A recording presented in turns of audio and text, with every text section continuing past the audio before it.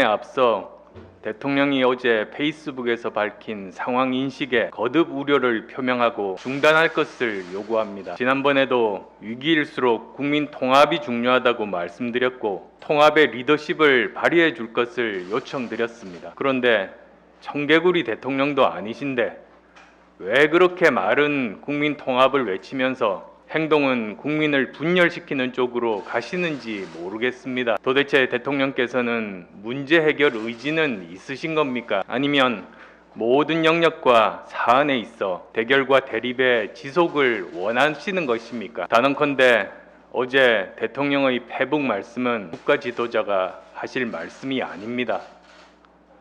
국민을 이간질시키고 상처 주는 말씀을 중단하실 것을 강력하게 촉구합니다. 드디어 나라빚 1,000조 원 시대가 눈앞에 다가왔습니다. 정부의 내년도 초슈퍼 예산 편성으로 이 정권이 끝나는 2년 후 국가 채무가 1,000조 원을 넘어서고 GDP 대비 국가 채무 비율이 50%를 넘게 됩니다. 이 정권의 5년 집권 기간 동안만 빚이 400조 원을 넘어서고 그 때문에 우리 국민들은 1인당 2천만 원이 넘는 빚을 떠안게 되었습니다. 이 빚을 지금 세대가 갚지 않으면 미래 세대가 갚아야 합니다. 한국 납세자 연맹은 0세부터 14세 사이 어린이의 1인당 국가 채무는 1억 3,331만 원으로 1인당 빚 1억 시대가 열릴 것으로 추산했습니다. 태어나서 한 일이라곤 우유 먹고 학교 다니는 일밖에 없는 아이들이 억대 빚장이가 되게 생겼습니다. 이 아이들이 자라나서 버는 돈을 세금으로 다 뜯기면 삶의 의욕이 생기겠습니까? 아이들 볼 낮이 없습니다. 부모가 빚을 얻어 펑펑 쓰다가 죽고 나서 빚을 아이들에게 떠넘기면 그런 부모를 폐륜 부모라고 합니다. 정부가 빚을 내서 모든 생색은 다 내고 빚은 미래 세대가 갚게 한다면 그 정부는 폐륜 정부입니다. 국가 채무 비율 폭등은 한순간입니다. 일례로 글로벌 금융 위기 직전인 2007년 영국의 국가 채무 비율은 지금 우리보다 낮은 GDP 대비 41.5%였습니다. 그러던 것이 2년 만에 66.3%로 폭등했고 10년 후인 2018년 말에는 85.95%까지 올랐습니다. 코로나를 겪고 있는 지금은 얼마일지 가늠하기조차 힘듭니다. 우리보다 200년 먼저 산업화를 시작하고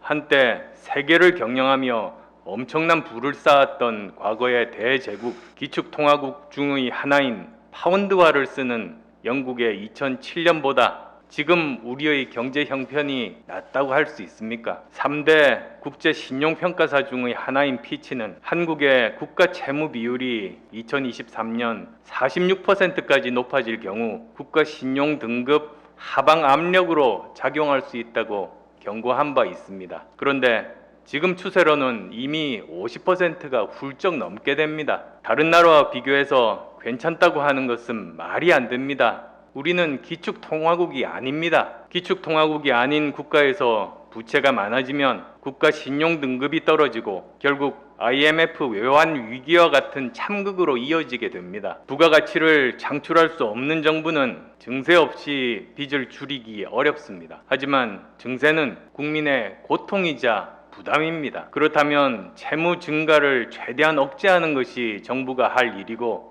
채무를 증가시키는 것이 불가피하다면 제대로 성과를 보여야 할 책임이 정부에 있습니다. 그런데 이 정부에서 제대로 낸 성과가 단 한 가지라도 있습니까? 80조 일자리 예산을 써서 고용 창출이 제대로 됐습니까? 실업률이 줄었습니까? 많은 전문가들이 그렇게 공무원 늘리면 안 된다고 했는데도 이 정부가 주장했던 대로 공무원 늘리니까 민간 일자리 창출에 마중물이 된 사례가 있습니까? 결국 국민 부담만 잔뜩 늘려놓은 꼴 아니겠습니까? 또한 빚내서 재정을 만들었으면 그 돈은 가장 힘들고 어려운 분들을 위해 우선적이고 집중적으로 써야 빚내는 정당성이 있습니다. 미래 세대가 골병드는 엄청난 빚을 내서 또다시 전 국민에게 재난지원금을 주자는 인기 영합적 발언이 나온다면 이 정권의 나라 살림살이는 오직 선거만을 노리는 방탕 그 자체입니다. 재난지원금 50만 원씩 100번이라도 주자는 무책임한 발언에 청와대와 여당은 말 한마디 제대로 못하는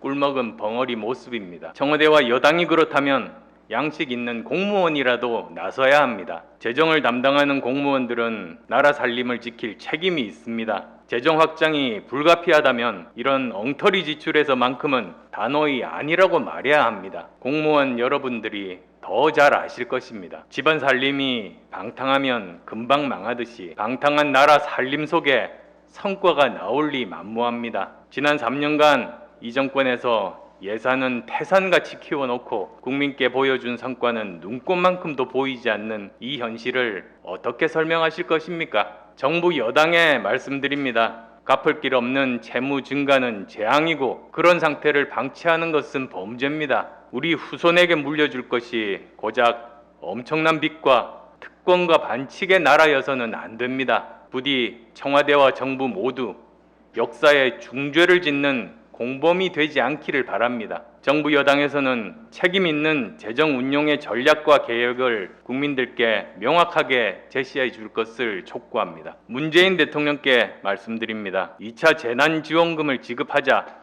선별 지급이냐 보편 지급이냐 논쟁이 한창 벌어지는 이때 대통령의 침묵은 비겁합니다. 재난 지원을 어떻게 할지 입장을 발표해서 여당 내 소란을 정리해 주셔야 합니다. 총선 전날 추경 통과 기다리지 말고 돈 받을 사람들에게 미리 통보해 주라고 대놓고 관권 선거를 획책했던 대통령이 왜 지금은 침묵하십니까? 그때는 선거여서 말하고 지금은 정치적 실익이 별로 없다고 생각해서 침묵하십니까? 지난 4.15 총선 때부터 저는 일관되게 말씀드렸습니다만 재난지원금은 재난을 당한 분들께 선별적으로 지원하는 것이 맞습니다. 그것이 예산의 성격에도 맞고 어려운 분들께 조금이라도 더 보탬이 될 수 있습니다. 그것이 사회 정의에도 더 부합합니다. 지난 총선 때 전국민 재난지원금 지급 당시 억지 춘향식 기부 논란 자체가 전 국민에게 나눠진 것이 부적절했음을 단적으로 보여준 것 아니겠습니까? 전국민 재난지원금은 그때는 맞았고 지금은 틀린 것이 아니라 그때도 틀렸고 지금도 틀렸습니다. 헬리콥터에서 뿌리듯 돈을 살포할 게 아니라 가장 피해를 많이 본 국민들께 집중적인 지원이 이루어질 수 있도록 대통령의 책임 있는 결단을 촉구합니다. 요즘 많은 분들이 대통령의 눈빛이 달라졌다고 합니다. 레이저라는 별명이 붙었던 전임 대통령의 눈빛을 닮아간다고 합니다. 대통령께 부탁드립니다. 대통령의 분노와 질책의 눈빛이 향할 곳은 야당이 아닙니다. 열심히 일하다가 등 뒤에서 돌 맞고 항의하는 의사들도 아닙니다. 대통령의 눈빛은 대한민국 사회를 좀먹는 부정과 부패, 반칙과 특권을 향해야 하는 것 아니겠습니까? 대통령은 정권 내에서 어떤 일들이 벌어지고 있는지 정권 밖이 아니라 안부터 먼저 들여다보셔야 합니다. 대통령의 레이저가 스스로를 매섭게 돌아보는 성찰과 반성의 레이저가 아니라 정적을 압박하고 국민의 목소리를 찍어 누르는 증오와 감정에 찬 레이저라면 언젠가 그 빛은 대통령에게 반사되고 말 것입니다.